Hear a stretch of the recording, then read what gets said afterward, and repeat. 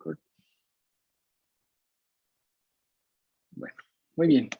Entonces, habíamos visto, entonces, lo último que vimos en la clase anterior fue que la corteza somatosensorial primaria, igual que esto es muy similar para, no nada más para la corteza somatosensorial primaria, sino también para otras cortezas sensoriales, como la corteza visual, en primates principalmente están organizadas de manera columnar, como les había dicho. Estas columnas quiere decir que toda la información sensorial proveniente, por ejemplo, de un tipo de mecanorreceptores, aquí está Humaraya, proveniente de un tipo particular de mecanorreceptores, llega a la capa 4 y 5, y de las capas 4 y 5, la información va a fluir de forma vertical, ¿no? Hacia las capas superiores, la capa 1, 2 y 3. La capa 4 va a enviar información hacia la 2 y 3. Y la capa 5 va a enviar información hacia la capa 1 y también va a enviar información hacia regiones subcorticales, ¿no? Y esta es la organización, el módulo básico funcional de información sensorial en la corteza, ¿no? Habíamos dicho que estas columnas iban a tener un diámetro de alrededor de 500 a 600 micrómetros, ¿no? Y alrededor iban a tener otras columnas alrededor, y de esa manera se iba a formar, pues, la representación de nuestro cuerpo, ¿no? No sé si estoy... ¿Alguien puede decir algo? Nada más quiero saber si mis audífonos están funcionando. Sí, sí funciona. Sí funcionan, y el micrófono también, ¿verdad? Muy bien. Entonces, bueno, entonces, esta era otra parte donde nos habíamos quedado. Justamente esta fue la última diapositiva que vimos, ¿no? En donde vimos el concepto de magnificación cortical, que se refiere simplemente que hay regiones en la corteza que hacen más o toman muchas más células para representar regiones relativamente pequeñas de nuestro cuerpo, como por ejemplo las yemas de los dedos tienen una representación mucho más grande, ¿no? Entonces, en esta imagen que tenemos aquí de la corteza somatosensorial del primate, ¿no? Podemos ver que, por ejemplo, el dedo 3 en el área 3A es un dedo aquí, obsérvese cómo es bastante grande en algunas regiones, ¿no? Y en este caso, también nos ayuda a entender cómo es que ese homúnculo que habíamos visto ya en todas las sesiones anteriores. Un segundito, voy a quitarme el suéter porque creo que aquí hace un poco de calor hoy. Ese homúnculo que habíamos revisado en todas las clases anteriores. Ups, estos audífonos.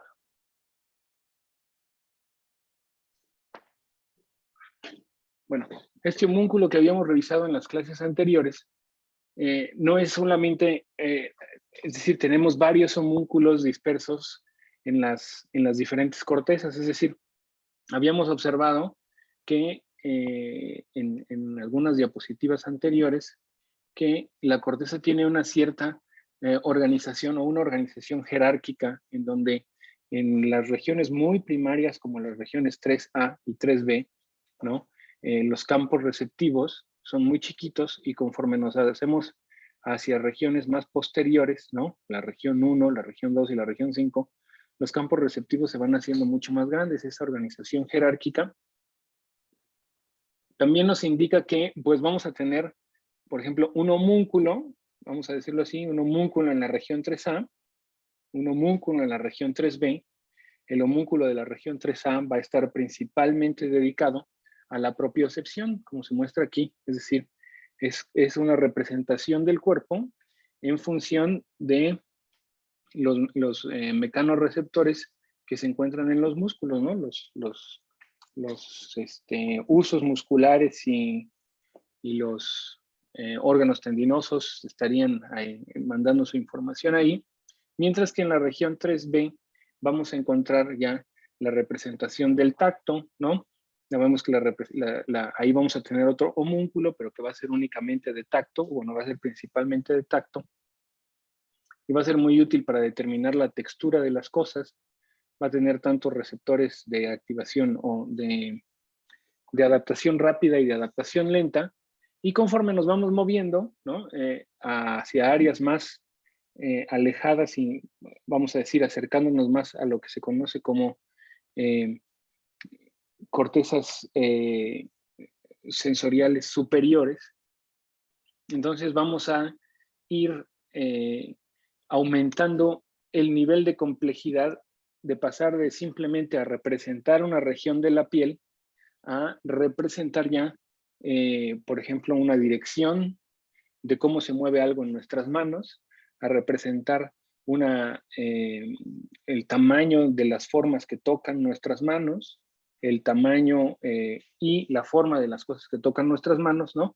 Y eso es conforme nos vamos alejando en las diferentes capas, ¿no? Entonces, ya cuando se llega a S2 y a la corteza parietal posterior, entonces esas regiones, ya neuronas individuales, neuronas únicas, ya son capaces de discriminar objetos completos o tener representaciones completas de algún objeto que utilicemos cotidianamente, por ejemplo, ¿no?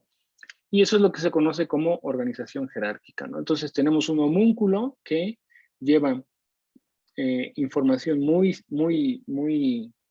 por decirlo así, simple, sencilla, información nada más de cada uno de los pedacitos de la piel, ¿no? Divididos. Y conforme nos vamos haciendo hacia regiones sensoriales superiores, la representación se va haciendo más compleja. Y eso ocurre de la misma manera. Aquí no les pongo les iba a poner un ejemplo de la corteza visual porque pasa exactamente lo mismo en la corteza visual, ¿no? Entonces hay regiones que, como vimos en el video de la primera clase o de la segunda clase, neuronas que disparan únicamente ante una estimulación en una parte muy particular del campo visual, pero conforme uno avanza en la jerarquía cortical, avanzando a regiones que integran más, entonces vamos encontrando neuronas que son capaces de diferenciar la forma de dos círculos y una raya abajo, que parecería una boca, ¿no? Y unos ojitos, y entonces se llegan a tener neuronas que pueden representar inclusive una cara completa, por ejemplo. Así funciona la organización jerárquica en las sensaciones. Entonces, este es un ejemplo muy bonito. Esto ya es en la región 2 de la corteza somatosensorial primaria. Entonces podemos observar cómo tenemos ya en esta región, ya tenemos una integración que es mucho más compleja que la simple sensación en un punto particular de la piel. Entonces, para que estas neuronas disparen, no basta con que para que esta neurona dispare, no basta con que algo la toque, ¿no?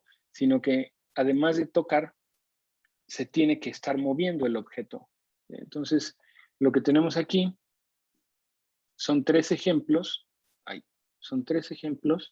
de neuronas sensibles al movimiento o a la dirección o a la orientación, ¿no? Entonces, en el primer ejemplo tenemos una neurona que está dedicada a representar el dedito gordo de este primate, y lo que vemos aquí del lado derecho es que esto es el registro. Aquí vemos, ¿no? Una pipeta de registro. Entonces, justo como lo vimos en aquella clase, meten una pipeta y empiezan a registrar neuronas únicas, individuales. Y aquí podemos ver cuando no dispara la neurona, pues se ve así como esta línea negra, ¿no? Sería como la actividad, vamos a decir, no hay actividad, ¿no? Ahí está, la neurona en reposo es en este momento. Y cuando se observan estas rayas verticales muy fuertes, cada una de esas rayas representa un potencial de acción, ¿no? Entonces, nos muestran básicamente que esta neurona tiene muy buena sensibilidad cuando el objeto va, por ejemplo, de P a D.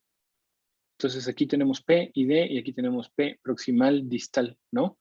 Entonces va de proximal a distal. Entonces si cuando esto se mueve de proximal, cuando el objeto se mueve de proximal a distal en aquella dirección, que sería en realidad esta es en este primer punto, lo que tenemos aquí es la dirección del objeto, el movimiento del objeto. Entonces aquí abajo estaría, vamos a decir que más cercano a distal, luego se mueve hacia proximal, se queda un ratito ahí y ya no se mueve y luego se vuelve a mover en dirección a proximal.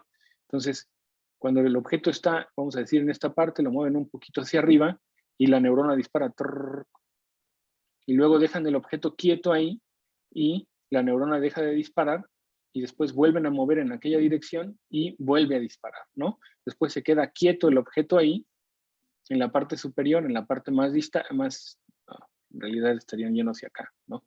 Pero bueno, es el mismo concepto.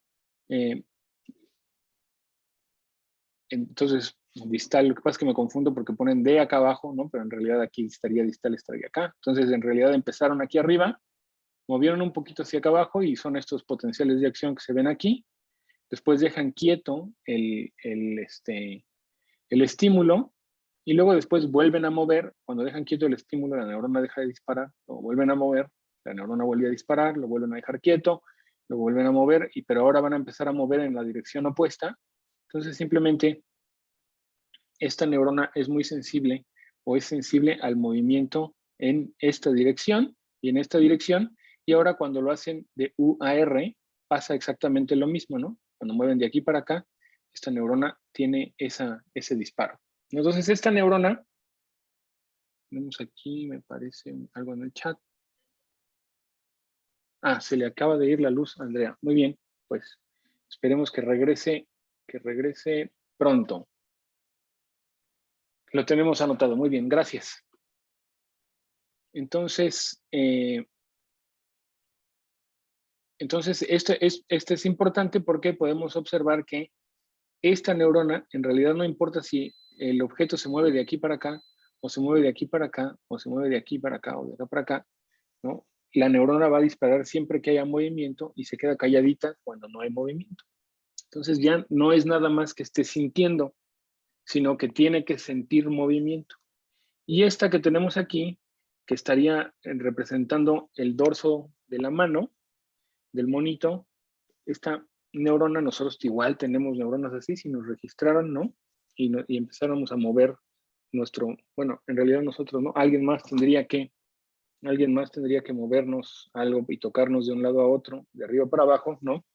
Esa neurona se ve claramente, nuevamente aquí tenemos distal y proximal, ¿no? Entonces se observa cómo si va de distal hacia proximal, cuando se mueve de distal a proximal, la neurona dispara, luego lo dejan quieto, lo vuelven a mover en esa misma dirección y la neurona dispara, lo vuelven a mover en esa misma dirección y la neurona dispara, pero cuando llegan al punto más proximal, vamos a decir, bueno, o al punto más distal, aquí, lo van moviendo así.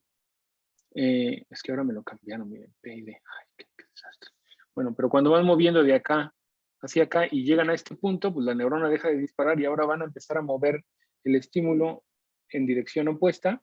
Y cuando lo mueven en dirección opuesta, aquí se alcanza a ver que los potenciales de acción son menos, ¿no? Este burst de potenciales de acción, este brote o esta ráfaga, es mucho mayor las ráfagas que van en esta dirección de distal a proximal, o sea, de acá para acá, son mucho mayores las ráfagas que cuando van de proximal a distal. Entonces, esta neurona tiene cierta preferencia o tiene preferencia cuando los objetos se mueven de proximal a distal y luego cuando se mueven vamos a decir, de izquierda a derecha, ¿no? Entonces, tenemos que, aquí sí es muchísimo más claro, ¿no? Si el objeto empieza moviéndose de aquí hacia acá, tenemos las ráfagas de potenciales de acción muy claramente cuando el objeto se va moviendo.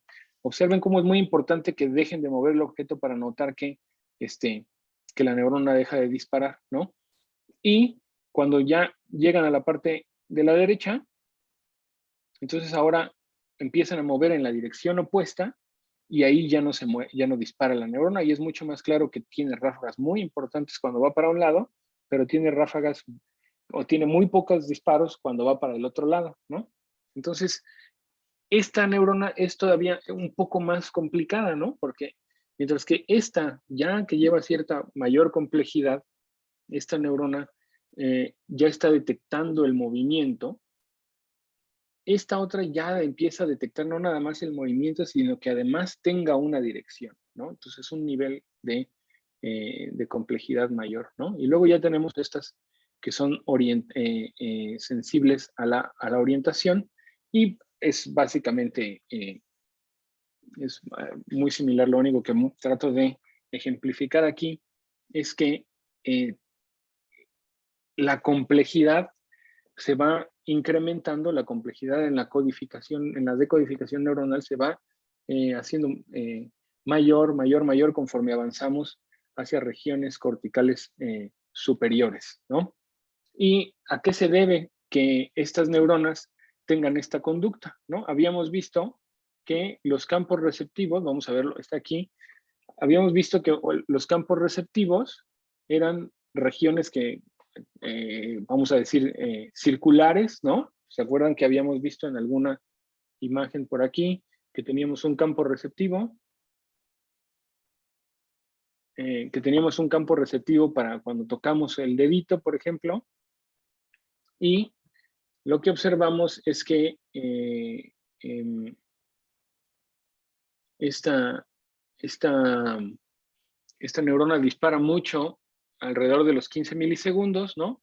6% de las neuronas tienen esta conducta, 40% tienen una conducta en donde disparan y después se silencian, y la inmensa mayoría, bueno, el 50% de las neuronas que tenemos en esas regiones de S1, lo que ocurre es que disparan cuando se toca el centro de su campo receptivo, pero si tocan alrededor del campo receptivo, se apagan, ¿no? Entonces, esa inhibición colateral que hay y que produce este mecanismo del ganador se lleva todo, ¿no? Es decir, tocan el centro del campo receptivo y se activa, pero si tocan alrededor se inhibe, ¿no? Esa conducta que tienen esas neuronas ayuda, es lo que vemos, está representado aquí, ¿no? Tenemos un campo receptivo en donde la neurona se activa muy, muy claramente, pero si tocan alrededor, entonces se forma un halo de inhibición, ¿no?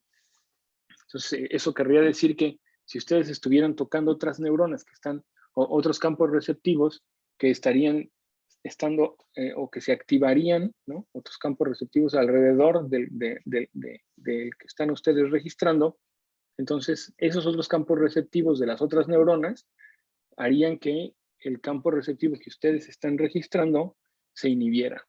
Entonces, eso logra la organización de los campos receptivos de esa manera, ¿no? Estas son neuronas en la región, en el área 3B, ¿no?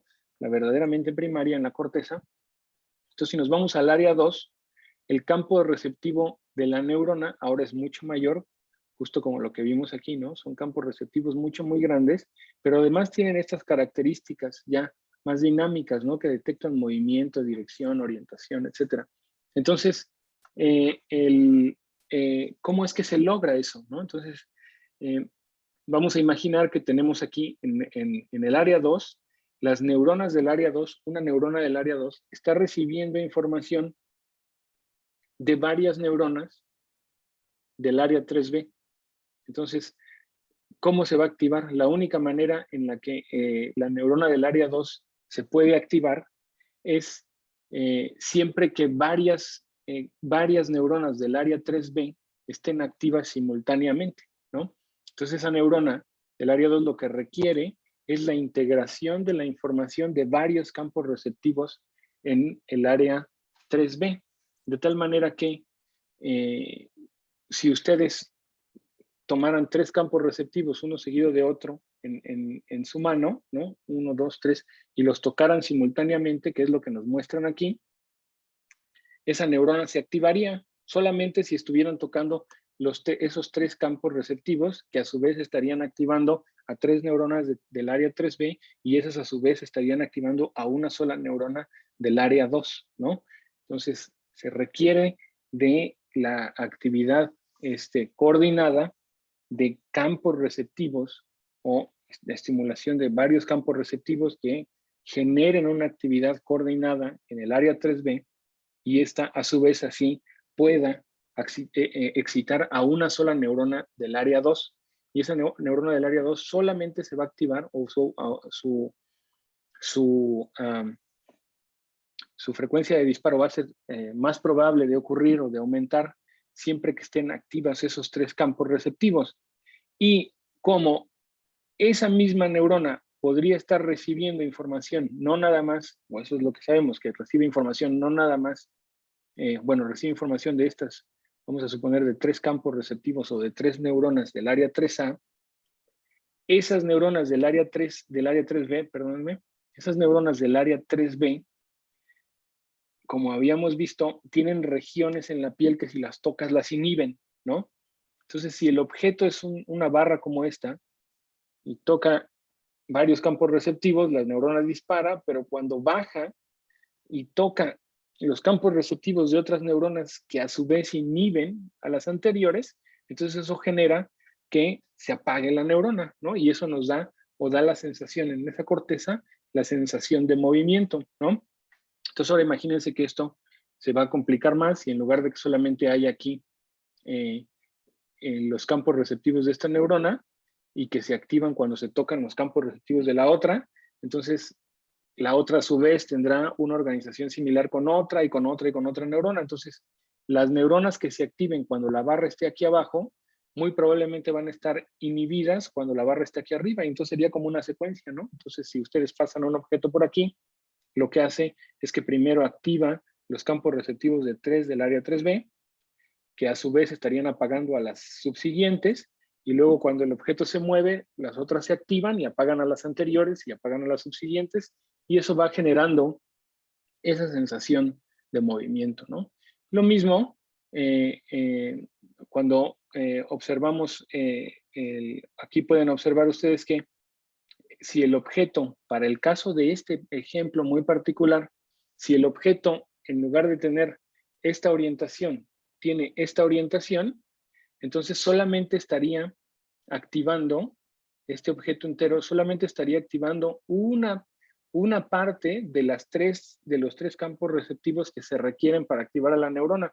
Por lo tanto, su frecuencia de disparo aumentaría un poco, lo modelan como que aumentaría un poco, es probable que ni siquiera aumente, ¿no? Aumentaría un poco y en realidad eso, si el objeto se mueve en esta dirección, de aquí para acá o de acá para acá, en realidad no le haría un cambio de frecuencia de disparo muy importante a esta neurona, ¿no? Entonces, obsérvese cómo si el objeto se mueve con esta orientación y en estas direcciones, entonces generaría muchos potenciales de acción porque está activando a estos tres campos receptivos, inhibiendo a los subsiguientes, mientras que si se mueve en dirección de izquierda a derecha, vamos a decir, se mueve en esta dirección, como estaría activando solamente uno de los tres campos receptivos que se requieren para activar esa neurona, en realidad su frecuencia de disparo no cambiaría tanto y no sería muy sencillo determinar el movimiento en esa dirección, ¿no? Sería mucho más sencillo detectar el movimiento en esta dirección. Entonces, ustedes tienen que ir pensando ahora que esas redes neuronales, ¿no? Están cableadas, vamos a decir, ¿no? Están conectadas de diversas maneras como para que algunas neuronas sean sensibles, ¿no? Estén recibiendo información de campos receptivos en una orientación, mientras que otras neuronas vayan a recibir información de campos receptivos en otra orientación, de tal manera que eso se va haciendo todavía más y más y más y más complejo conforme avanzamos en las diferentes regiones corticales, pero esto es un muy buen ejemplo de cómo podemos sentir que algo se mueve en nuestra piel. Eso es de cómo se mueve en nuestra piel. Ahora, esto ha sido más, como les había mencionado antes, el tacto ha sido mucho más estudiado, por ejemplo, que la sensación de la propiocepción. Pero debemos imaginar que el procesamiento propioceptivo va a tener nos podemos ya imaginar más o menos que el procesamiento de información propioceptiva va a tener también altos niveles de complejidad en donde los campos receptivos serían por músculos y articulaciones particulares, que si está muy estirado o está muy apretado el músculo tal, o la articulación tal, gracias al órgano tendinoso de Golgi, y se van a ir haciendo mapitas de la misma manera, de tal manera que podemos esperar que en regiones corticales dedicadas, como estas que vemos acá, ¿no? Dedicadas a la propiocepción, ¿no? Tengamos representaciones prácticamente de posiciones de nuestro cuerpo en el espacio, ¿no? O sea, es muy probable que haya neuronas en esas regiones corticales que cuando tengamos la mano de esta manera, solamente cuando tengamos la mano de esta manera, la combinación de la actividad neuronal de esta articulación con esta articulación y con este músculo y con este otro, active a un grupo de neuronas muy particular, mientras que si la mano está viendo hacia acá, no. Entonces, el cuerpo, la posición del cuerpo se va a ir representando basándose en un andamiaje de campos receptivos de cada uno de los pedacitos de nuestra piel o de campos receptivos de órganos tendinosos de Golgi o de usos musculares, ¿no? Y esas neuronas van a ir pasando su información a otras y la manera en que se conecten con las otras va a determinar la función de las siguientes. Entonces, esta neurona que vemos aquí en B tiene esta función o tiene esta capacidad de detectar movimiento en una u otra dirección gracias a que está conectada con neuronas que tienen sus campos receptivos en 3 lugares adyacentes, ¿no? Entonces, lo que nos habla es de algo que ya nos había dicho Edgar Adrian, en una de las primeras o segundas clases, ¿no? Que nos decía que los potenciales de acción son iguales para todas las neuronas o muy, muy, muy similares. Entonces, la función emerge de la forma en que disparan las neuronas y de las conexiones entre ellas. Entonces, en este caso, esta neurona, su función emerge debido a que está conectada con neuronas que tienen campos receptivos organizados de esa manera, ¿no? Uno después del otro, subsecuentemente. Si esta neurona tuviera información de campos receptivos que uno está aquí, otro está acá y otro está acá en el cuello, pues entonces es muy probable que nunca fuera a disparar, ¿no? Porque cuando nos va a tocar algo aquí, acá y acá, ¿no? Entonces, ese nivel de organización jerárquica es un concepto fundamental, pues, de cómo se procesa información sensorial, y veremos que a pesar de que todavía no tenemos evidencia contundente, es muy probable que de la misma manera estén organizados los mapas de nuestros movimientos. Bueno, entonces, lo que vimos entonces es que todo esto que hemos visto hasta el momento, ¿no? En toda la parte anterior, es un tipo de procesamiento de información que encontrarán en la literatura como río arriba. Es decir, lo van a encontrar como bottom-up, o lo van a encontrar como río arriba. Es decir, la información, este es básicamente como lo llamamos en español, ¿no? El río arriba, así lo van a encontrar en las comunidades neurocientíficas que hablan castellano, como río arriba, pero es de abajo hacia arriba, básicamente, ¿no? Es que el sistema nervioso central, como nuestro cerebro, la corteza somatosensorial primaria, etcétera, lo vemos como en una organización jerárquica en la parte superior, ¿no? Y todos nuestros mecanorreceptores en partes inferiores, y entonces la información va a fluir de abajo hacia arriba, ¿no? Entonces, sin embargo, sabemos que hay un tipo de información cuando hablamos únicamente de sentir, ¿no? Hay un tipo de información que le llamamos río abajo o top-down, el control río abajo o top-down. Entonces, ¿a qué se debe eso? Y es donde ya nos empezamos a integrar muy claramente con el sistema motor. Es decir, hay estados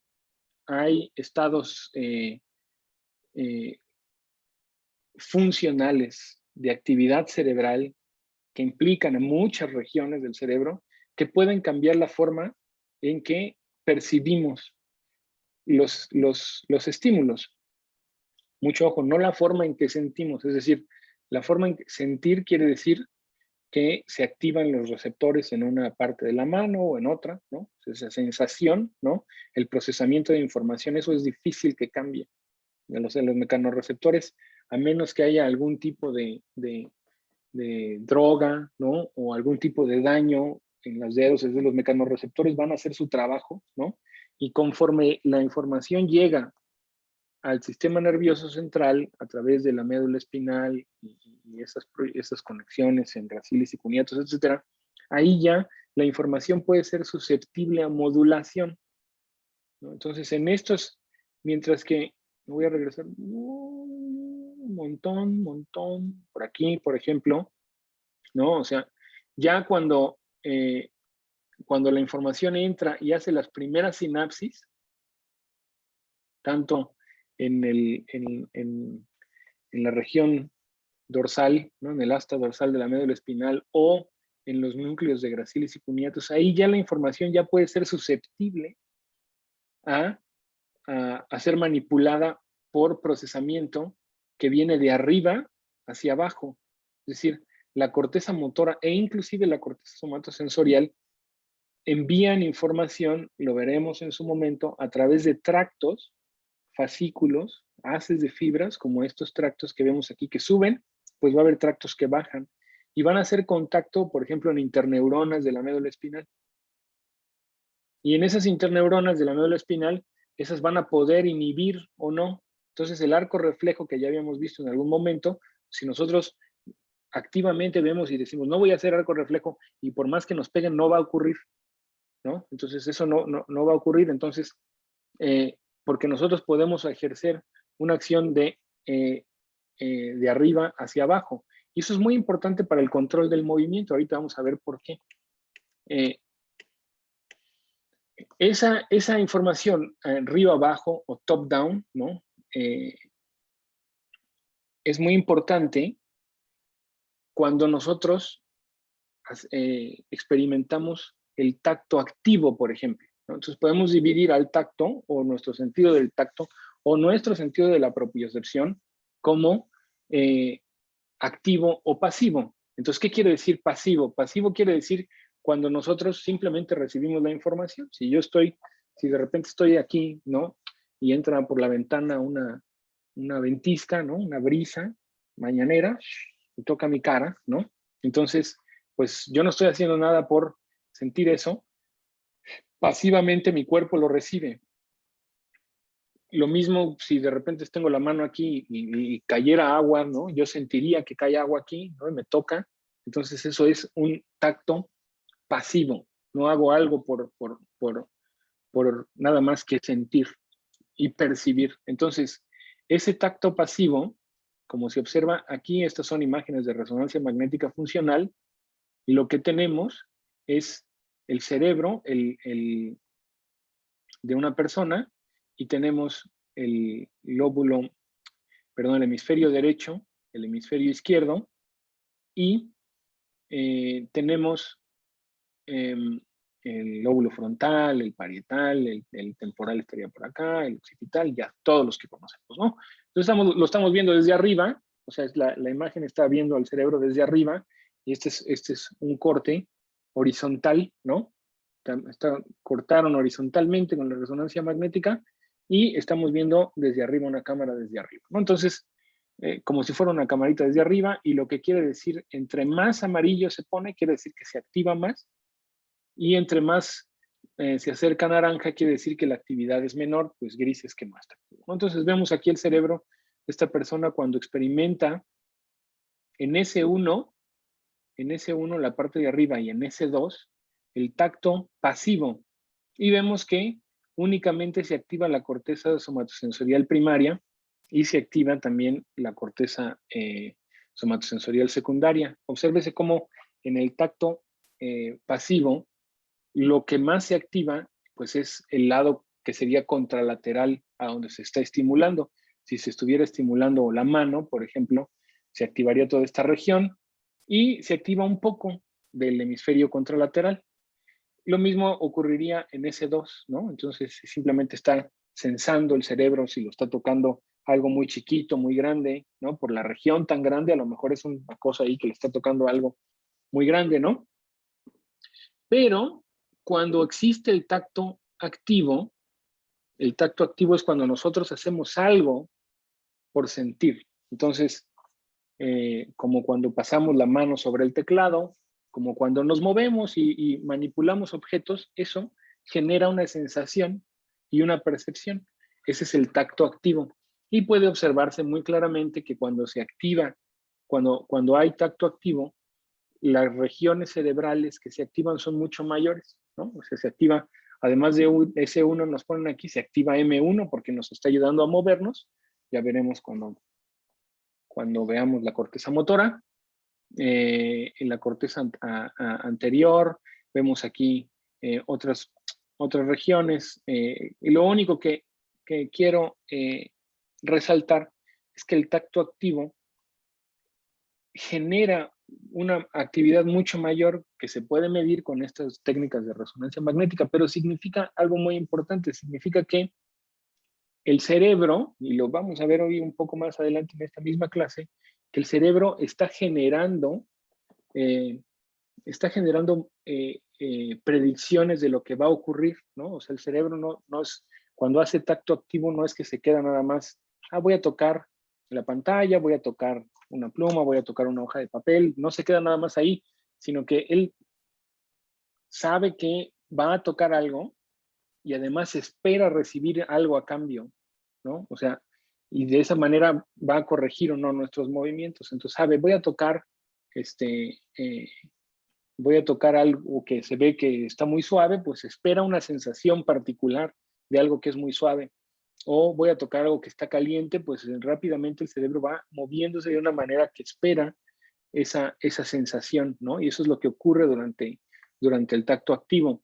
Y ese control de los movimientos que ocurre durante el tacto activo, porque nosotros tenemos modelos que nos dicen, estoy esperando que cuando yo mueva la mano hacia acá, voy a sentir algo. Entonces, esa sensación que se espera, por ese tacto activo, eso es lo que nos están tratando de representar aquí.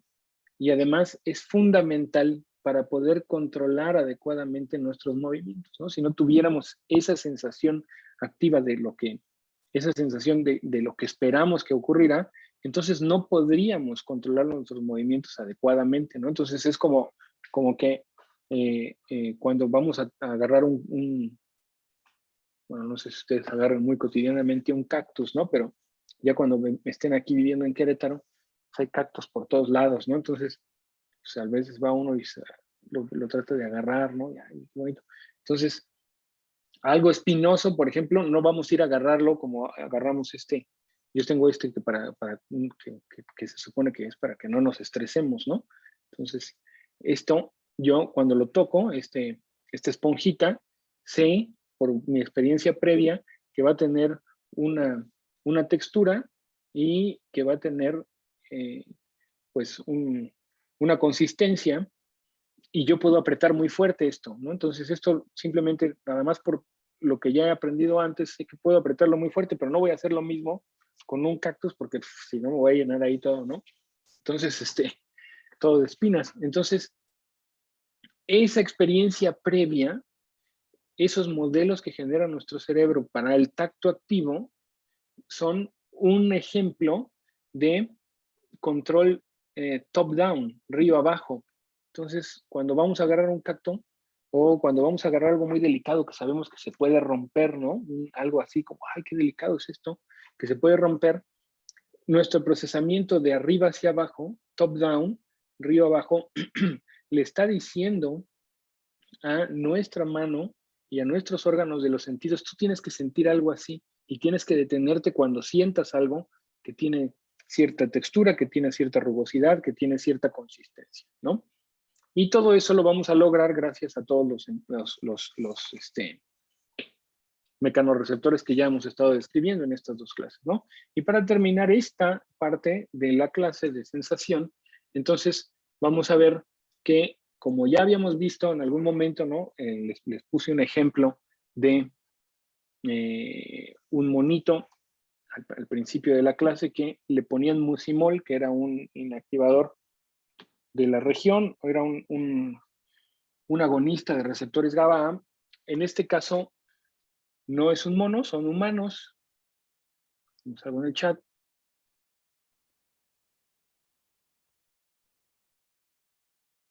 Sí, entonces nos pone Jomara, ¿no? Que dice, estaba leyendo, que si nosotros volteamos a ver cualquier objeto, nuestro cerebro sabe perfectamente cómo se sentirá.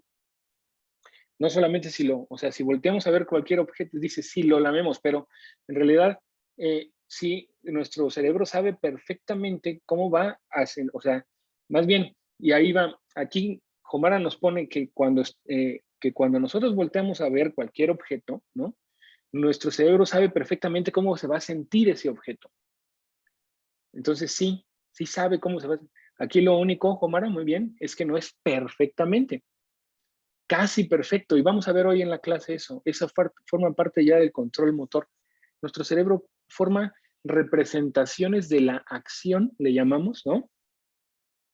Y para formar una representación de cualquier acción, nuestro cerebro debe saber efectivamente o calcular cómo se va a sentir, ¿no? Y actúa en consecuencia. Uno de los principales ejemplos, que creo que ya les había puesto en algún momento, muchas gracias, Omar, uno de los principales ejemplos que ya les había puesto en algún momento, es que si nosotros tomamos una taza, o estamos muy concentrados aquí trabajando, ¿no? Escribiendo, estoy preparando aquí la clase, ¿no? Y tenemos una taza con café, pero estamos tan concentrados que no nos acordamos que ya nos acabamos el café. Entonces, algunas veces cuando piensa uno que tiene la taza completamente llena, la levanta con una fuerza determinada, pero si la taza está vacía, se nos va, ¿no?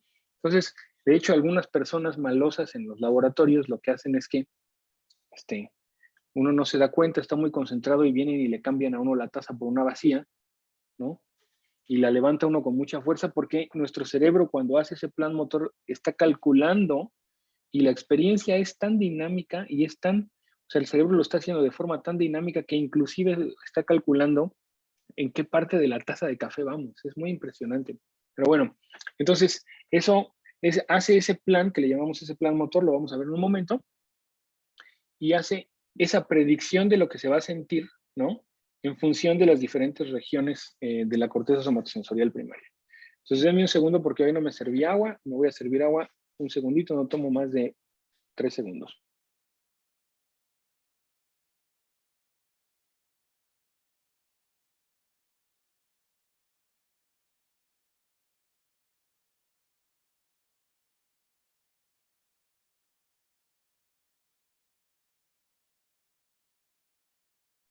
Mi típica taza de agua.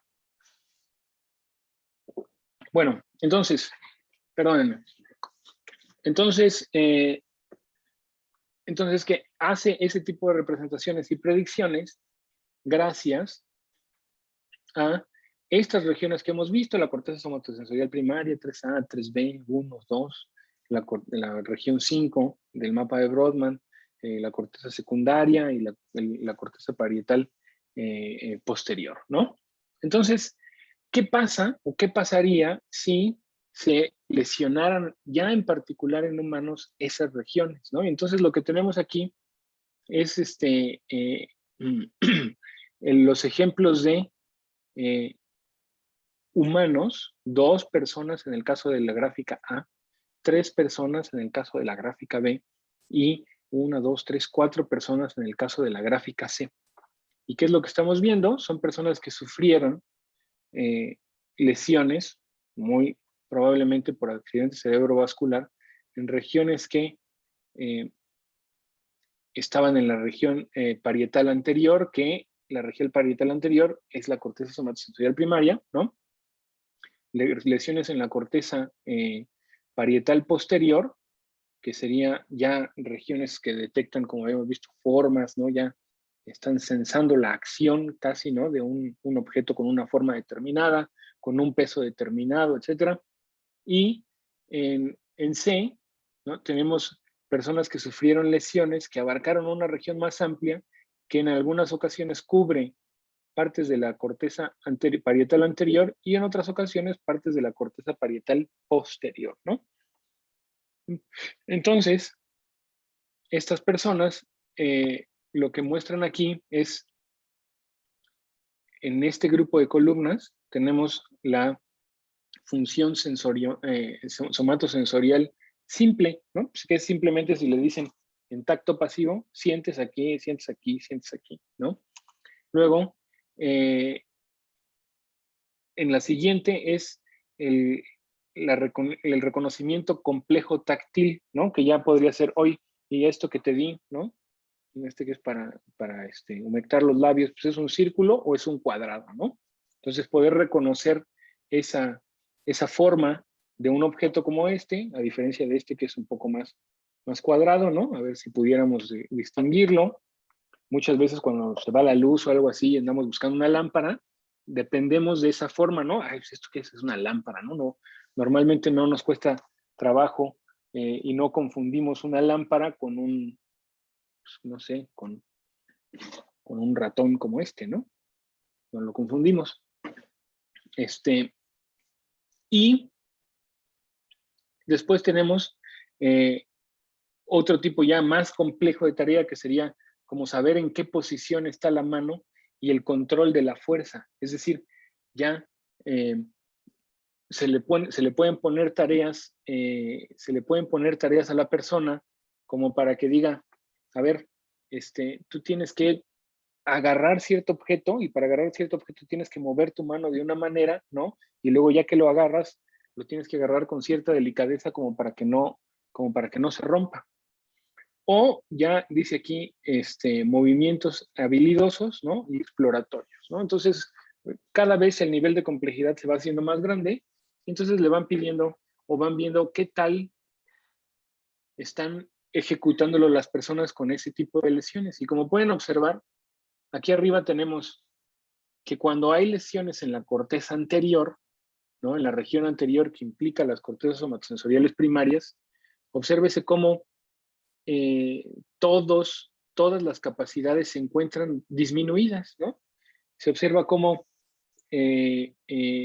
esta parte de aquí, que sería el rango de personas normales que no tienen lesiones, ¿no? Nos marca esta barra gris a lo largo de todo el gráfico, nos dice, pues si la persona tiene un score de este nivel, quiere decir que está en rangos normales.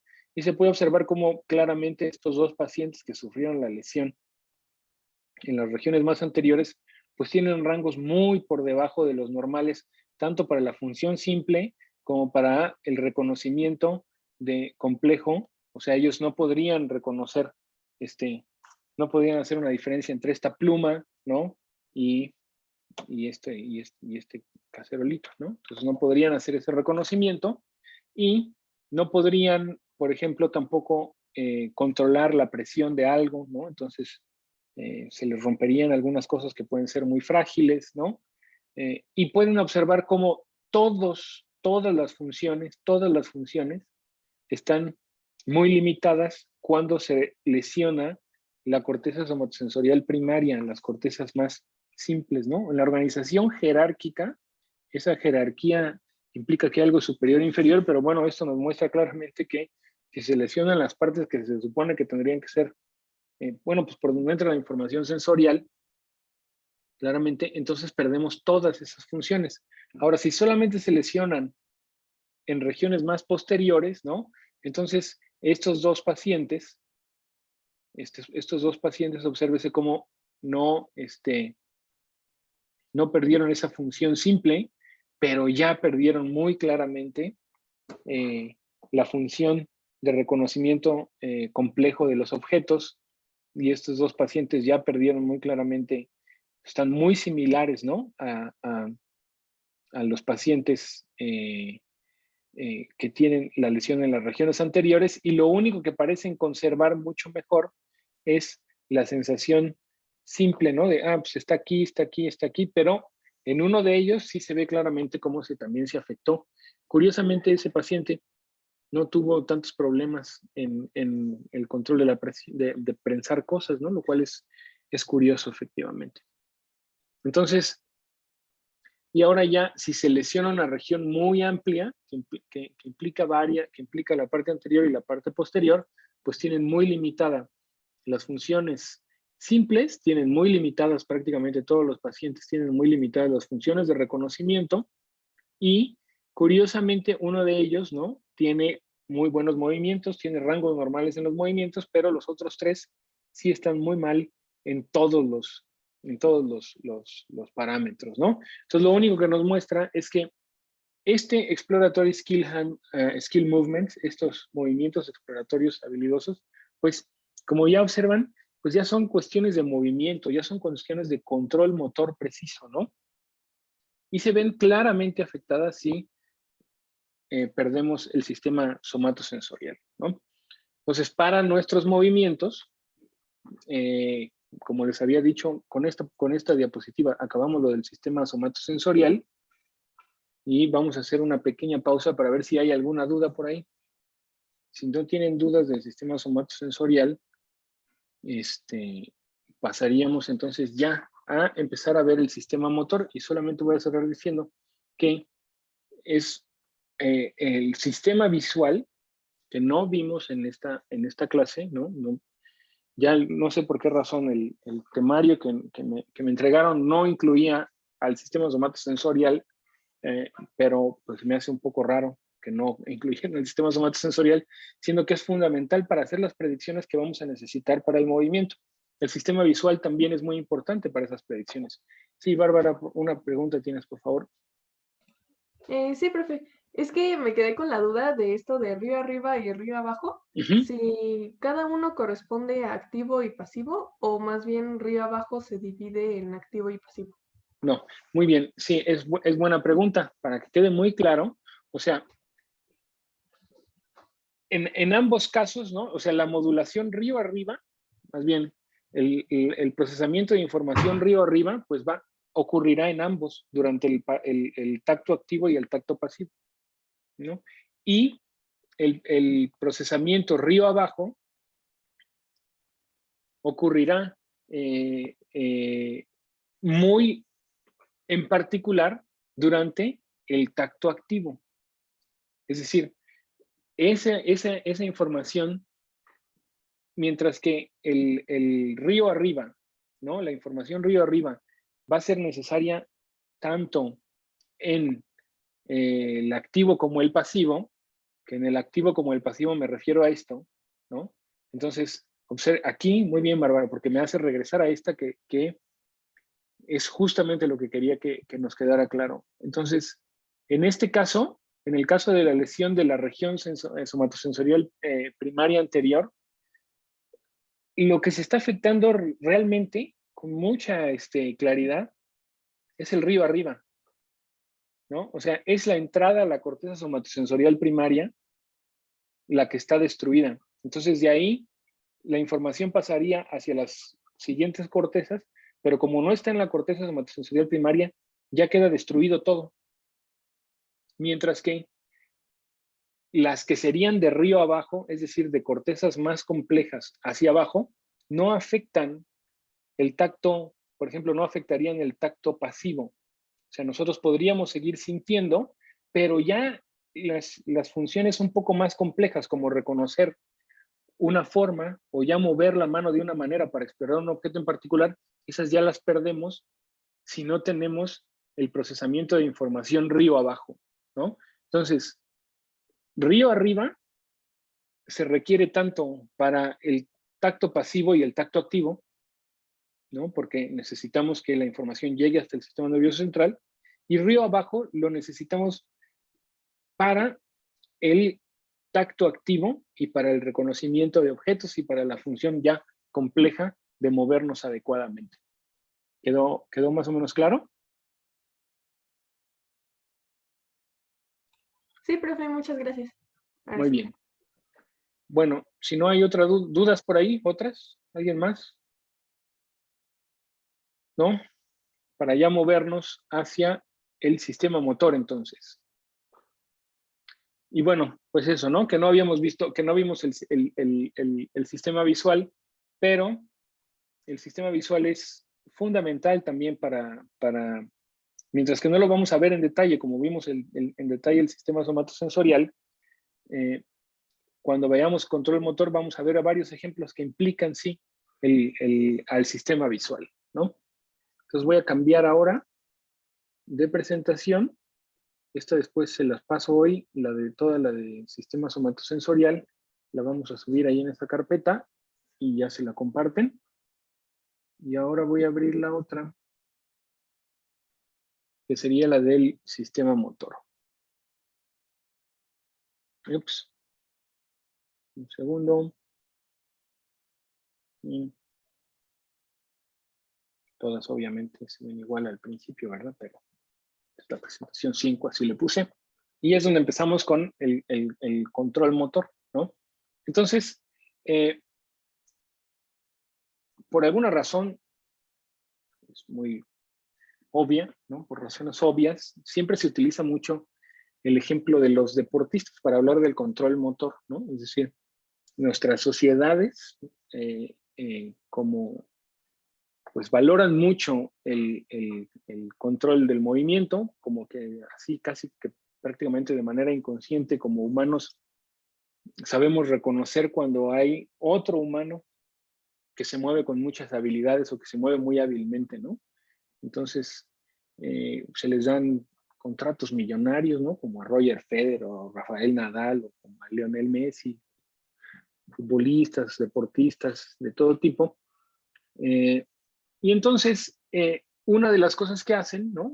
Cuando una persona se mueve, en los ejemplos del deporte o en los ejemplos de cualquier cosa, un cirujano, etcétera, pues requiere de un sistema o de diferentes sistemas sensoriales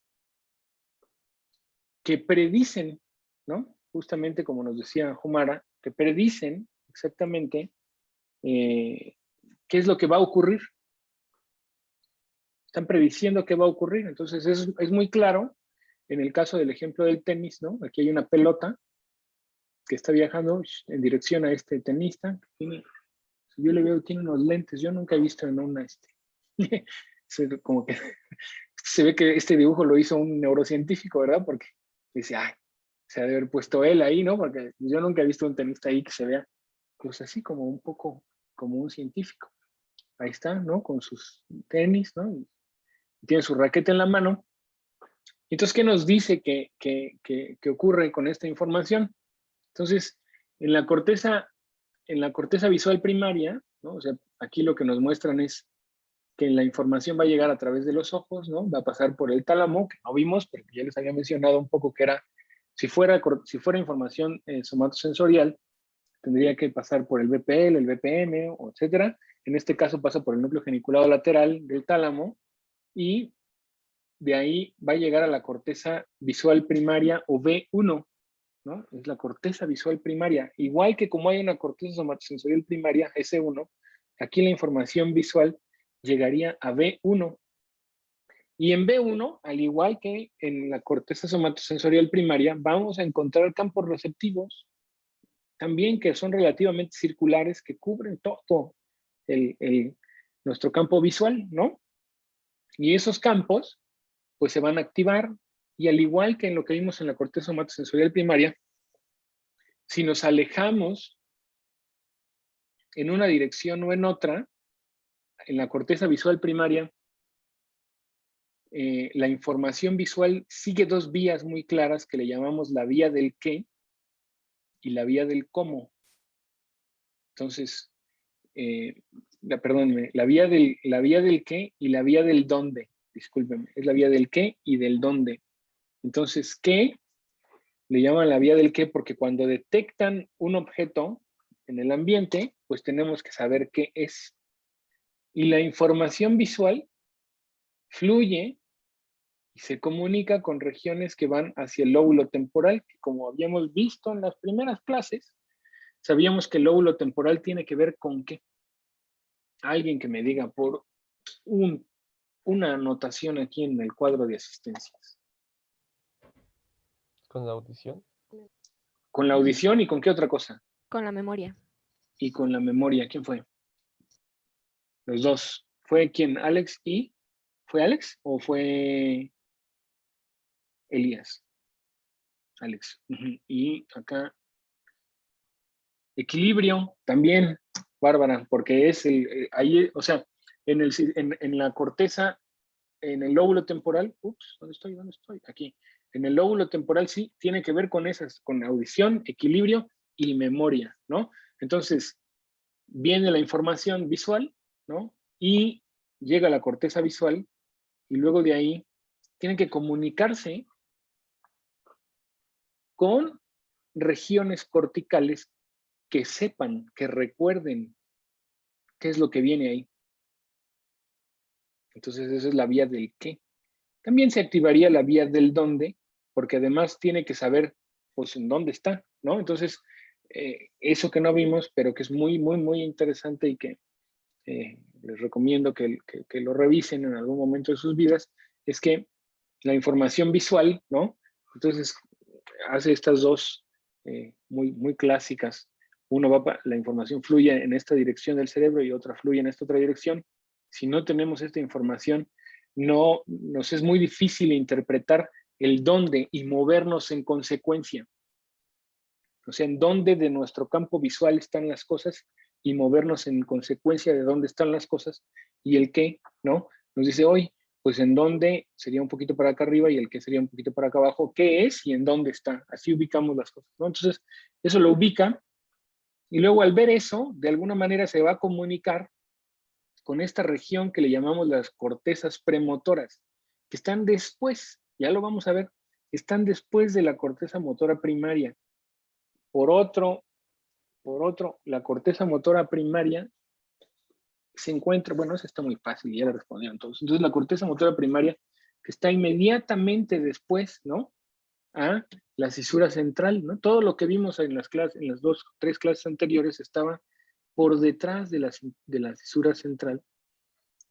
Y esta está por delante, la corteza motora primaria, y la corteza premotora está un poco más adelante, ¿no?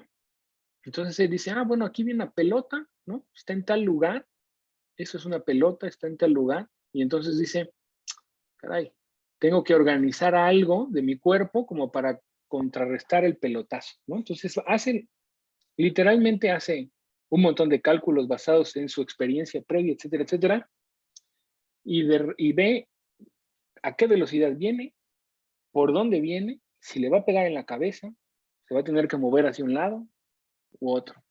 Entonces, pues yo no sé si alguien ha jugado tenis alguna vez, y si han jugado tenis alguna vez, si han tenido la oportunidad de jugar con un buen tenista o jugar béisbol, por ejemplo. Entonces yo cuando era chiquitín tenía un compañerito que jugaba béisbol, pero era bueno este niño, ¿no? Y entonces, muy, muy bueno. O sea, era un pitcher buenísimo y tenía un brazo durísimo. Entonces cuando jugábamos béisbol y ese muchacho te aventaba una pelota, ¿no? Y si tú veías que venía hacia ti, no, ya, yo mejor me quito, ¿no? Entonces, en las primeras veces que él me aventaba la pelota, yo más bien me enconchaba, ¿no? Como así esa tendencia, ¿no? De enconcharse a ver que no me vaya a dar en la cabeza, ¿no? Y conforme avanza uno practicando y hace la experiencia y empieza a calcular las velocidades, los tiempos, los espacios, etcétera, el cuerpo aprende, pues, que hacia dónde va a ser un movimiento determinado X o Y, como para ya sea cachar la pelota, golpear la pelota o evitar el golpe, ¿no? Si el movimiento es demasiado rápido, nos da, no hay para dónde hacerlo, ¿no? Y luego dice aquí que entonces ese plan, ¿no? Esos cálculos de que nos dicen hoy, esa pelota nos va a dar o no nos va a dar, me acuerdo si me va a pegar o no me va a pegar. Esa información declarativa, muy rápida en este caso, y con ese plan de si me voy a poder mover o no, se tiene que combinar además con, aquí dice que se activa la amígdala. Lo que nos está diciendo aquí es que cuando la pelota viene, estas serían las regiones más o menos que se activarían. Hay otras que se activarán también, porque si la persona se empieza a mover para contrarrestar, ya lo veremos, va a requerir de ese plan motor y ese plan motor va a reclutar forzosamente a la corteza somatosensorial primaria. Entonces, ese plan motor, ¿no? Y la amígdala es una región, ¿alguien sabe para qué sirve la amígdala? Lo habíamos dicho, me parece, ¿o no? ¿O habrán escuchado hablar de ella? No, no son las amígdalas de aquí, sino la amígdala cerebral. Entonces tiene que ver con la emoción. O sea, cuando nos da miedo, toda la sensación de miedo, que tiene mucho que ver con el sistema límbico, una región central para sentir miedo y para sentir emoción es la amígdala, ¿no? Entonces, ustedes pueden, los pacientes que desafortunadamente tienen estrés postraumático, ¿no? Que han sufrido alguna situación muy traumática, en guerras, cosas terribles, y que quedan con estrés traumático, postraumático, mucho tiene que ver la actividad de la amígdala, ¿no? Genera respuestas de miedo que llegan al congelamiento, ¿no? La gente se congela y entonces una activación de la amígdala sin que llegue al congelamiento es muy, muy adecuada. Entonces podrán encontrar en la literatura muchos estudios muy interesantes, ¿no? Déjenme pensar si aquí en el instituto, yo creo que no hay nadie aquí en el instituto que trabaje con la amígdala. A lo mejor el doctor Roberto Prado y la doctora Quirarte trabajan algo de memoria de amígdala, pero alguien que trabaja muchísimo, muy bien con la amígdala, es un doctor que se llama Sotres Bayón en Fisiología Celular de la UNAM. El doctor Francisco Sotres estudia esos patrones conductuales que tienen que ver con la emoción, el miedo, ¿no? Entonces la amígdala se tiene que activar porque de repente uno tiene que decidir, o nuestro cerebro, en realidad, nosotros no, el cerebro decide basado en la experiencia que como viene la pelota, ¿no? Vamos a necesitar hacer algo para contrarrestarla y golpearla o huir, ¿no? Entonces, le dicen la famosa, en inglés le llaman la respuesta de flight, ¿no? De volar, flight or fight, o fight or flight, ¿no? Entonces decide si pelea o vuela, ¿no? Entonces, la amígdala está muy implicada en eso y ya llega una tercera opción, ¿no? Que es, bueno, huyo, peleo o si ya veo que la cosa está muy gacha, lo que ocurre normalmente es que el sujeto se paraliza, ¿no? Que es lo que a mí me pasaba cuando mi amigo Gabriel me aventaba la pelota, yo me paralizaba, ¿no? Entonces, se activa la amígdala y se activa el hipotálamo, dicen, porque el hipotálamo tiene que mantener funciones vitales, ayudar a que aumente la frecuencia cardíaca, algunas hormonas ahí para tener fuerza muscular, etcétera, etcétera. Entonces, esto es lo que ocurre en unos milisegundos, que además eso es lo que es sorprendente, ¿no? Entonces, eso ocurre en cuestión de milisegundos, ¿no? Que se activan todos estos sistemas. Y luego después, cuando se golpea la pelota, o cuando ya se va a tomar acción en eso, ¿no? Cuando ya ocurre la acción, entonces ya estarían implicadas. Aquí nos dicen que se va a implicar a la corteza parietal posterior, pero también les digo que se activa nuestra corteza parietal anterior porque la información somatosensorial es fundamental. Pegamos a la pelota, necesitamos, dependiendo de la vibración, etcétera, necesitamos saber si le pegamos lo más fuerte o no. Eso va a actualizar nuestros modelos internos, etcétera. Va a requerir de la corteza motora primaria, que es la que manda axones, y ya lo vamos a ver cuando veamos las vías, manda axones directamente hacia la médula espinal, a regiones de interneuronas, etcétera, y va a ayudarnos a mover nuestros músculos en una u otra dirección. Se va a requerir de la participación del cerebelo y del sistema de los ganglios basales, ¿no? Entonces aquí, en los ganglios basales tenemos al núcleo putamen, se llama este que está así más grande, se le conoce como el putamen, y esto que está así se le conoce como el caudado, ¿no? Es como una colita y el putamen. Y entre los dos forman el estriado, ¿no? El cuerpo estriado, y además hay otros núcleos que veremos en su detalle en su momento. Entonces todos esos tienen que ver con el control del movimiento y son, por ejemplo, los que se fastidian o se activan de manera inadecuada cuando hay enfermedad de Parkinson, son estos núcleos de los ganglios basales.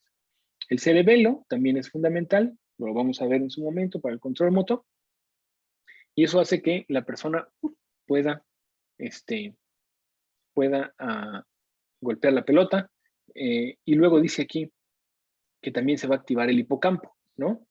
Que es ese núcleo que tiene que ver con la memoria, y nos ponen ahí, si ustedes ven el ejemplo que ponen ellos, dicen, y va a utilizar el hipocampo por si el movimiento fue exitoso, se acuerde de eso y diga, cuando yo me muevo de estas maneras, ¿no? Siempre lo hago muy bien y gano los partidos, ¿no? Entonces esto es muy en resumidas cuentas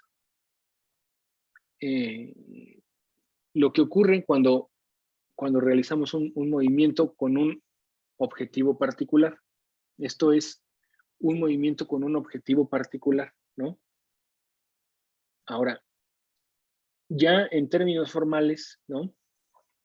Los movimientos que vamos a estar revisando, no todos, ¿no? Pero sí, vamos a poder dividirlos. Primero, en realidad debía haber puesto,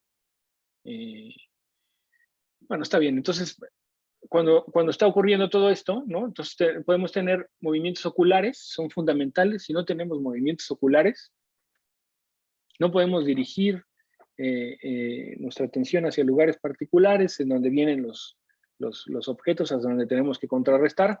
No podemos crear planes adecuados, ¿no? Cuando está esta persona golpeando la pelota, no golpean los tenistas bien, los campeonazos, ¿no? Como Nadal, no golpea la pelota así aleatoriamente. Cuando él ve cómo viene la pelota y va a acomodar su cuerpo de una manera en que va a golpear la pelota para ponerla en un lugar con un objetivo particular en la cancha, ¿no? Entonces, si no tuviera una información visual adecuada de hacia dónde va a estar su objetivo, no podría hacerlo tampoco.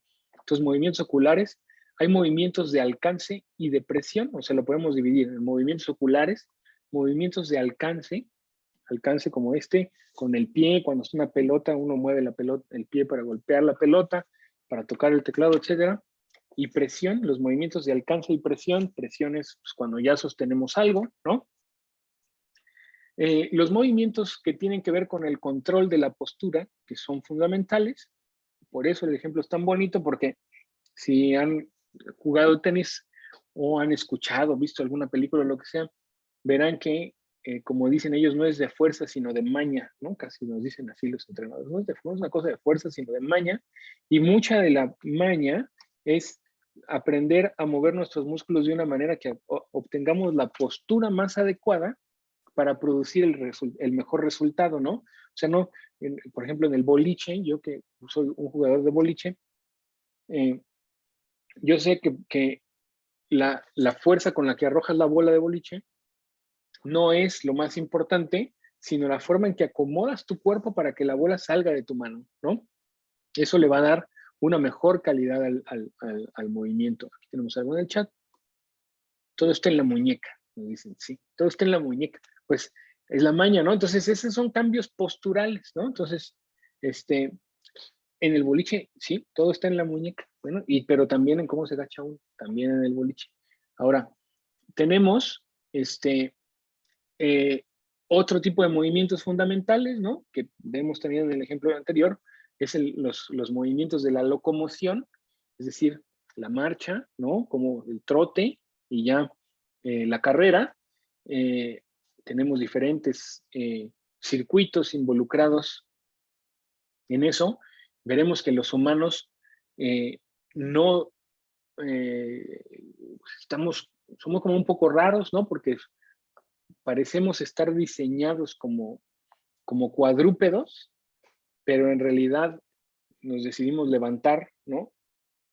Y el procedimiento, el proceso para poder levantarnos y andar sobre las dos piernas, pues es algo que prácticamente no hacen ninguna otra especie, ¿no?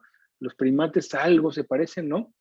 Pero en realidad los cuadrúpedos tienen una circuitería que es muy parecida a la nuestra en la médula espinal, pero que, por ejemplo, lo veremos, eso es muy, muy interesante en la locomoción, cuando se secciona la médula espinal a la altura de, por ejemplo, C2 o C3, ¿no? Y que queda la cuadraplegia en humanos. Ustedes si hacen eso en un gato, el gato puede llegar a caminar después. Los humanos no pueden hacerlo, pero un gatito sí.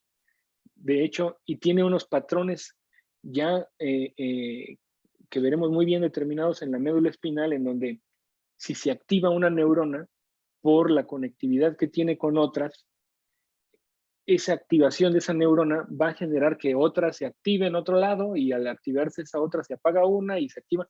Entonces hace un tipo de actividad que es autosostenida, de tal manera que lo que único que ustedes necesitan es echar a andar el movimiento del gatito y el gatito podría andar a pesar de tener seccionada esa médula. Lo vamos a ver, eso no puede ocurrir en humanos, no ocurre de esa manera y hay algunas hipótesis de por qué no. Y mucha gente estudia justamente a roedores y a felinos porque quizás hay algo ahí que nos pueda ayudar a recuperar la locomoción en pacientes que sufren, por ejemplo, ese tipo de secciones, ¿no? Otros movimientos, como el movimiento de la son muy importantes y de los cuales de estos prácticamente no vamos a ver, ¿no? Pero que son fundamentales, si no los tenemos, son los movimientos de la respiración o, por ejemplo, los movimientos los movimientos de la respiración, ¿no? Y finalmente, estos que son fundamentales, los movimientos para producir el habla, ¿no? Como todo, y veremos cómo más o menos cuáles son las cosas que comparten unos con otros, pero se pueden dividir básicamente los movimientos que nosotros hacemos en ese tipo de categorías, ¿no? Las categorías son esos movimientos oculares, los de alcance y presión son los que realizamos con nuestras extremidades superiores e inferiores. La postura, pues son las que realizamos con todo el cuerpo. Los talones son fundamentales, veremos que todo nuestro equilibrio se encuentra básicamente en algunos músculos en los talones. La locomoción, la respiración y el habla, ¿no? Esas son esas categorías fundamentales. Y estas categorías fundamentales, además, van a tener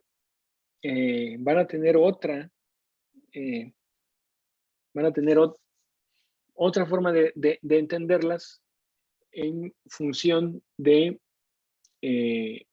la cualidad de los movimientos, ¿no? Es decir, los movimientos pueden ocurrir de forma automática o voluntaria, pueden ocurrir de forma rítmica. Entonces, si tomamos prácticamente cualquier ejemplo de estos, ¿no? Entonces, si tomamos el ejemplo de la respiración, ese es un movimiento rítmico, ¿no? El ejemplo de la respiración es un movimiento rítmico en el cual nosotros no estamos poniendo atención. Entonces yo, ahorita que he estado hablando, pues he estado respirando y ustedes también, ¿no? Y si nosotros dejamos de respirar, pues lo notamos muy, muy rápidamente y hacemos algo al respecto. Entonces es un movimiento rítmico automático.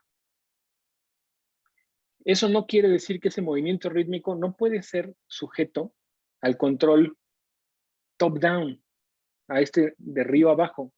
Nosotros podemos aguantar a voluntad la respiración. No estoy respirando. O podemos tomar una bocanada de aire antes de sumergirnos cuando nadamos y cuando estamos nadando bajo el agua, no detener voluntariamente nuestro movimiento de respiración por algunos momentos, ¿no? Hasta que ya, cuando el cerebro detecta que ya hace falta demasiado oxígeno, ya no le importa lo que diga la voluntad y hace la respiración. Y es cuando la gente, si sigue debajo del agua, pues se ahoga, ¿no? Y eso, de cuando ya no puede aguantar más la respiración, se convierte en un movimiento reflejo, ¿no? Entonces, cuando una persona se está quedando sin oxígeno, hace un tipo de boqueos y eso sí lo estudian aquí muy claramente el doctor Peña en el instituto, estudia cuáles son los núcleos, ¿no? del cerebro que están involucrados en la respiración, en el control voluntario, rítmico y reflejo, ¿no? O sea, es la actividad neuronal de esos circuitos, produce esas actividades rítmicas, pero cuando cambia un nivel de oxigenación tal, esas mismas redes neuronales cambian su actividad y generan un tipo de conducta, esos circuitos, que es una conducta refleja, generan unos bloqueos, ¿no? Pero se puede controlar de manera voluntaria, ¿no? Entonces los movimientos, pues los podemos categorizar en estos, ¿no? Como muchos de ellos, pues comparten muchas cosas, ¿no? movimientos oculares, de alcance y presión, de postura, de locomoción, respiración y habla, y por la cualidad, es decir, cómo surgen esos movimientos, los vamos a dividir en movimientos voluntarios, en movimientos rítmicos y en movimientos reflejos. Entonces, la locomoción es un ejemplo de un movimiento rítmico, y ese movimiento rítmico tiene la característica, esos rítmicos tienen la característica de automatización. Es decir, para que nosotros consideremos un movimiento como rítmico, tiene que sostenerse sin el control consciente, sin el control top-down. Entonces, ese movimiento, como la locomoción, movimientos de la respiración, son movimientos rítmicos que pueden ser, bueno, el de la respiración no está ocurriendo todo el tiempo, pero el de la locomoción, que pueden ser voluntariamente iniciados, o sea, se pueden iniciar voluntariamente, se pueden manipular conforme están andando, pero que se mantienen de manera rítmica sin intervención superior, ¿no? Entonces ya cuando nos echamos a andar, ya ese movimiento rítmico se sostiene gracias a circuitos particulares que ellos en automático mantienen, ¿no? Esa actividad, y nosotros voluntariamente podemos decir, ahí hay un obstáculo, levanta la patita, ahí hay una pared, mejor detente, y ya voluntariamente podemos detenerlos o recuperarlos, ¿no? Mismo la postura tiene un nivel de automatismo muy importante, no tenemos que estar pensando todo el tiempo en cómo mantener el equilibrio, pero podemos cambiar voluntariamente, nuestra postura. Lo que sí no ocurre y cuando ocurre de manera automática, sin control voluntario, es una patología, son los movimientos de alcance y prehensión, ¿no? Entonces, por ejemplo, hay un tipo de enfermedades que se llama como la corea de Huntington, ¿no? Las coreas se llaman, que son movimientos balísticos de la mano o de la pierna, ¿no? Que surgen de repente sin control voluntario.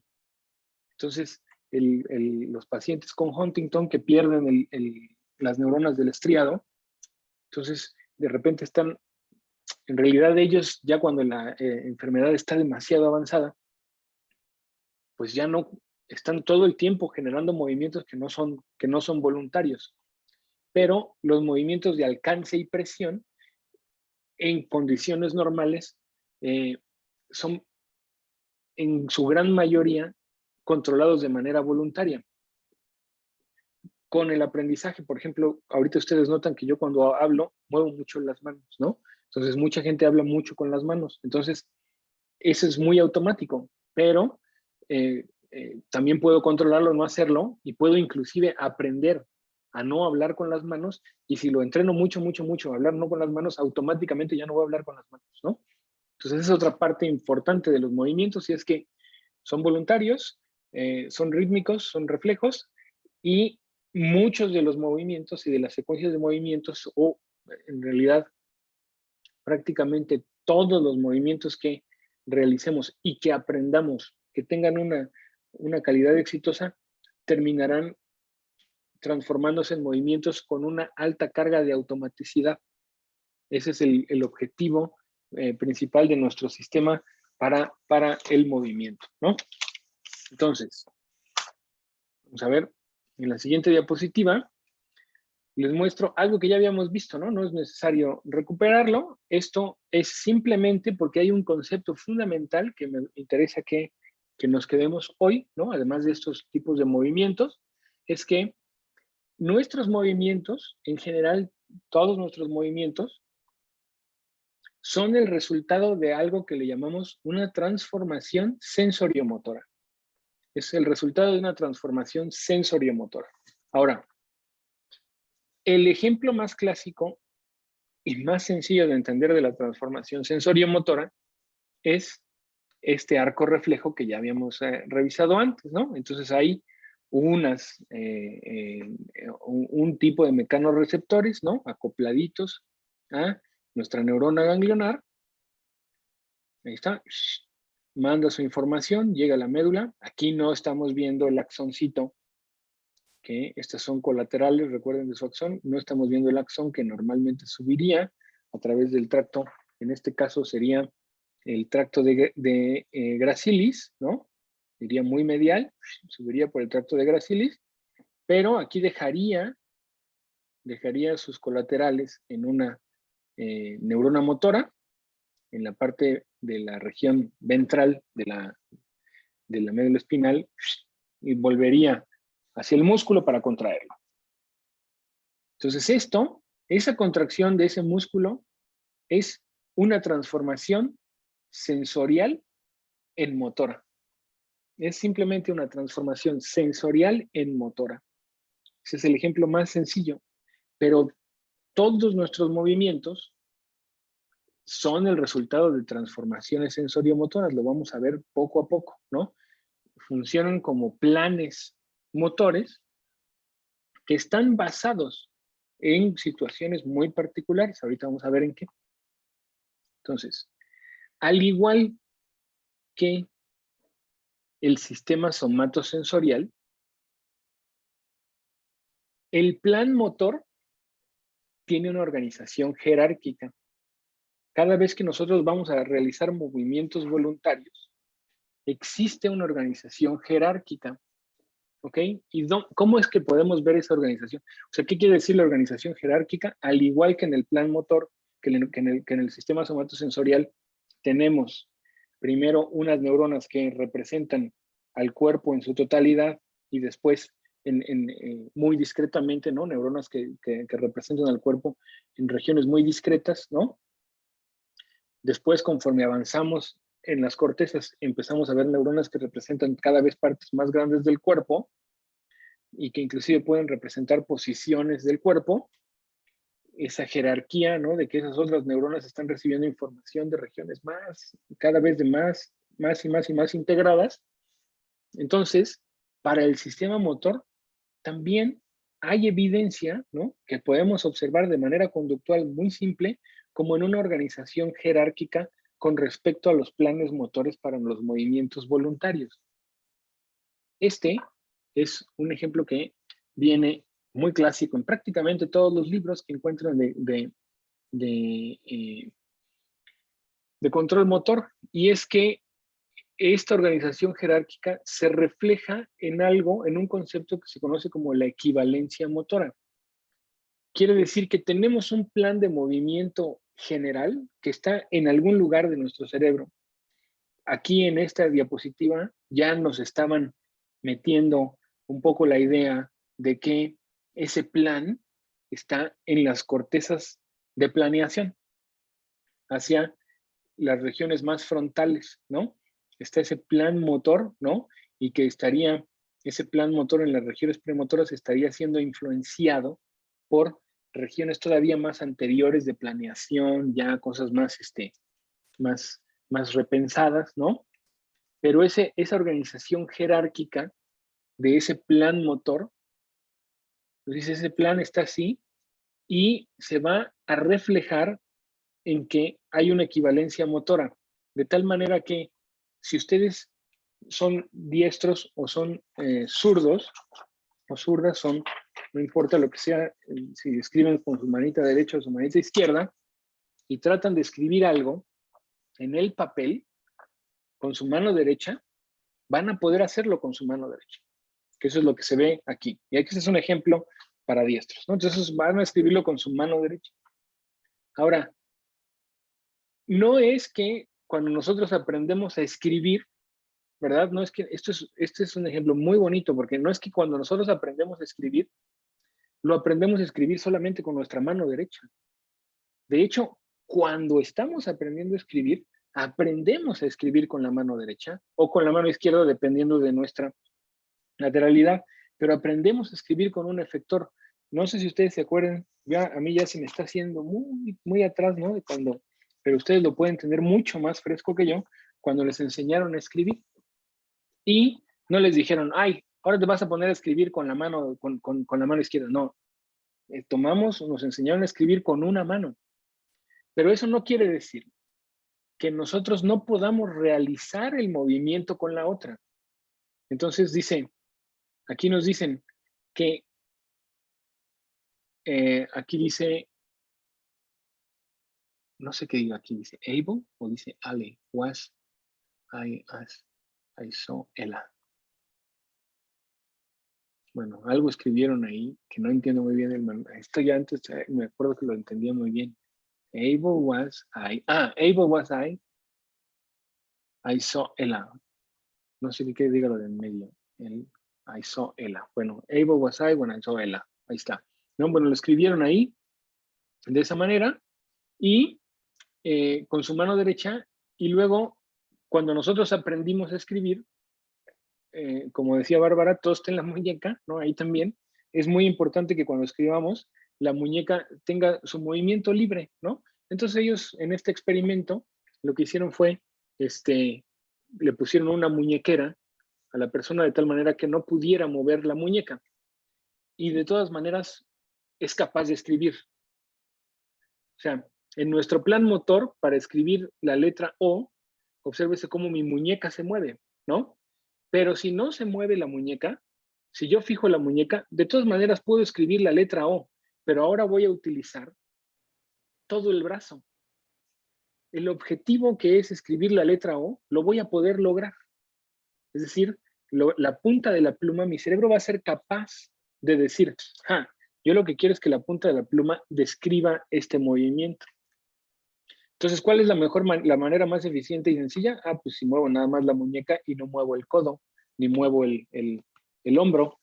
Pero si me detiene la muñeca, ya no puedo moverlo. Pero yo quiero escribir la O, no importa. Entonces muevo todo el brazo. Entonces el plan motor es superior a el movimiento del efector último. Entonces dice, yo lo puedo hacer así, pero también lo puedo hacer así. Sí, bueno, pues escribe lo mismo, pero ahora con la mano izquierda.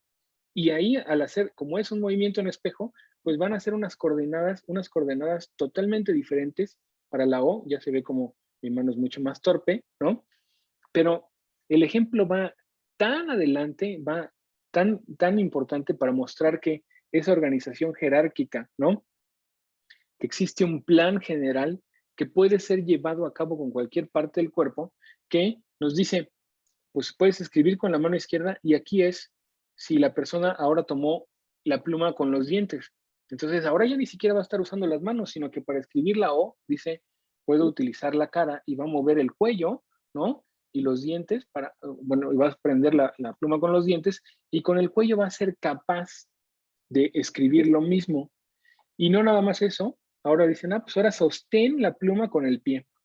Y ahora con el pie va a escribir lo mismo, de tal manera que se observa cómo el plan motor está muy por arriba y va a utilizar el efector que le esté disponible para llevar a cabo ese plan motor, ¿no?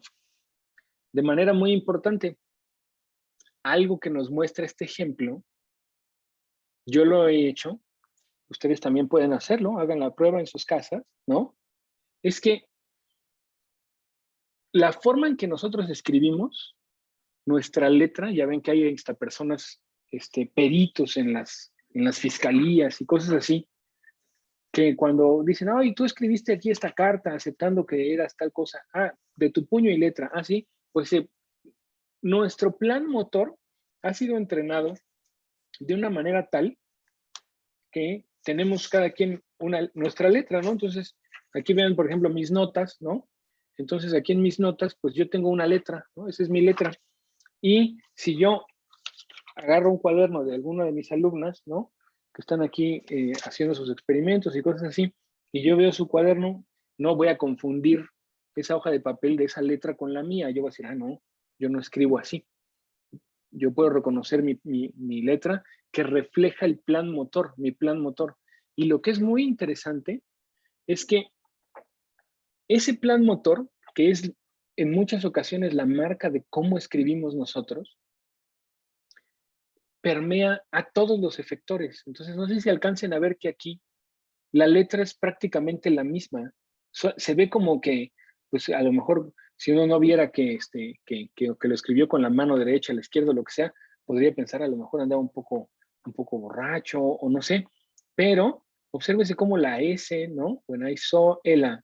Aquí se ve so, la W. ¿Cómo hace la W? Igual, ¿no? Con esta con esta curvita aquí al final, en todos lados, eso me parece a mí sorprendente. No sé si a ustedes, pero a mí me parece maravilloso el hecho de que si vemos la W de este trazo, al final, pues ¿para qué necesidad de hacerle esa patita, ¿no? Pero esa persona que escribió ahí, le hace la patita hacia afuera y esa patita quiere decir que está dentro de su plan motor. Y ese plan motor es independiente al efector con el que aprendió a escribir y además permea hacia todos los efectores y se va a ver reflejado si quieres realizar ese plan motor con cualquiera de tus efectores, ¿no? Entonces, esa es una característica fundamental del sistema motor y sugiere que al igual que tenemos mapas, como el mapa que tenemos claro de somatosensorial que vimos en las diapositivas anteriores, ¿no? Tenemos un mapa somatosensorial en el 3A, otro mapa somatosensorial en 3B, un homúnculo somatosensorial. Y si nos hacemos más hacia atrás, en la región de S2 o la región posterior parietal, vamos a tener mapas de sensaciones complejas, como el mapa de una sensación de una pluma, como el mapa de una sensación de una pelota, si lo agarramos con las dos manos de una pelota con estas características. Pues lo mismo parece ser que va a ocurrir en el sistema motor, es decir, vamos a tener mapas de acciones. Este ejemplo muy sencillo de escribir con diferentes maneras sugiere que hay un mapa de la acción y ese mapa de la acción lo puede seguir nuestro cerebro con cualquiera de sus efectores. Bueno, y esta es una parte, son las 9:39, muy probablemente vamos a revisarla, ¿no? Entonces, ese mapa, esto que les voy a presentar ahora, corresponde a ese plan motor, ¿no? El plan motor que nos ayuda a escribir. No podemos ahora, o lo vamos a reducir a mover una mano de un punto a otro, ¿no? De este punto a este punto, tocar algo, e implica varios pasos fundamentales, ¿no? En el caso de A, antes de que ocurra el plan motor, como vimos aquí, ¿no? En esta parte, debe haber una fase del movimiento. Esto se considera ya parte del movimiento, a pesar de que no se esté moviendo, obsérvese, a pesar de que no se esté moviendo, y vamos a ver por qué se considera ya parte del movimiento, el cerebro ya está moviéndose antes de que ocurra el movimiento. Podemos encontrar señales muy claras en la actividad de redes neuronales, en las cortezas motoras y en los ganglios basales, que ocurren 500, 600 milisegundos, a veces hasta un segundo antes de ejecutar el movimiento. Esas regiones motoras y premotoras ya están activas y si ustedes hacen un análisis matemático, pueden predecir un segundo antes de que se mueva la mano en dónde va a quedar la mano, ¿no? Habiendo visto lo que ha ocurrido, veremos algún ejemplo de eso en algún momento de la clase. Entonces, lo primero que tiene que ocurrir es que tiene que haber una localización de el objetivo, ¿no? El plan motor se puede definir como un set, vamos a llamarle, ¿no?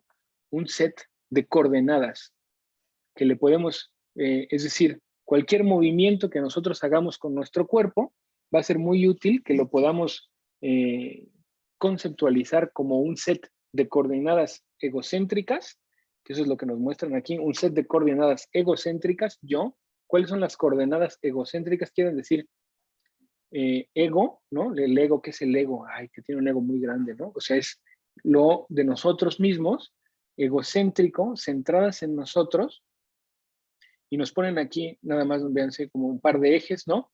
La cabecita de la persona, y para crear esas coordenadas egocéntricas, pues tenemos que tener nuestros sentidos como el sentido de la visión y el sentido de la propiocepción, ¿no? Bien aguzados porque la persona tiene que saber en dónde está ella y cuál es la posición de cada uno de los miembros de su cuerpo para realizar un movimiento, ¿no? Entonces, si yo quiero tocar la pantalla, puedo tocarla independientemente del lugar en donde se encuentra mi mano. Yo puedo tocar la pantalla, si mi mano está aquí, puedo alcanzar. Si mi mano está acá, puedo alcanzar. Si mi mano está acá arriba, puedo alcanzar. Entonces, lo primero que tiene que tener el sistema motor es crear o tener esa representación continua de un set de coordenadas egocéntricas, ¿no? Entonces, para tener esas coordenadas egocéntricas, no se requiere nada más de uno mismo, sino se requiere de saber en dónde está cada una de las partes de nuestro cuerpo y después localizar, ¿no? Localizar en el ambiente aquello a lo que queremos o aquel punto a donde queremos llevar nuestro movimiento, ¿no? Entonces, en este caso el ejemplo es, tenemos una cosa en el chat. Ajá, esa es una pregunta muy importante, Silvia. Silvia nos pregunta, las personas con discapacidad visual, ¿cómo sustituyen la parte de ver dónde están ellos y los objetos al momento de realizar? Entonces, y ahí iba justamente en ese punto, muy bien Silvia, justamente iba a tratar de hablar de eso, es las personas que tienen discapacidad visual, podemos, ahorita nada más para motivos del ejemplo, vamos a imaginarnos no que haya una discapacidad visual, sino simplemente si nosotros bailamos. ¿Ok? Vamos a imaginar que nosotros queremos bailar. En este caso muy particular nos están poniendo una copa, ¿no? Que el sujeto quiere tocar una copa. Para eso vamos a requerir esas coordenadas. Ahora, las personas con discapacidad visual evidentemente no tienen esa información visual de hacia dónde dirigir sus movimientos. ¿Con qué lo sustituyen para la marcha? ¿Y con qué lo sustituyen? Lo sustituyen con el otro sistema que sí revisamos en las clases anteriores. Lo sustituyen con el sistema somatosensorial. Es una de las estrategias que se utilizan, ¿no?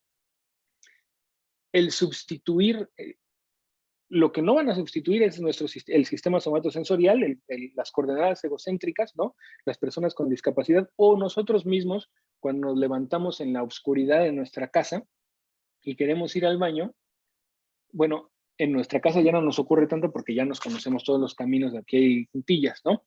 Pero si, por ejemplo, vamos a tener que pasar la noche en un hotel, ¿no? O en casa de algún compañero o lo que sea, entonces queremos despertarnos, ¿no? Y tenemos que ir al baño y no queremos prender la luz, ¿qué es lo que hace nuestro cuerpo automáticamente? Y eso no lo hacemos nosotros así conscientemente, nos despertamos así todos y como nuestro cerebro infiere que está en una región desconocida, lo que hace rápidamente es utilizar sus coordenadas egocéntricas, ¿no?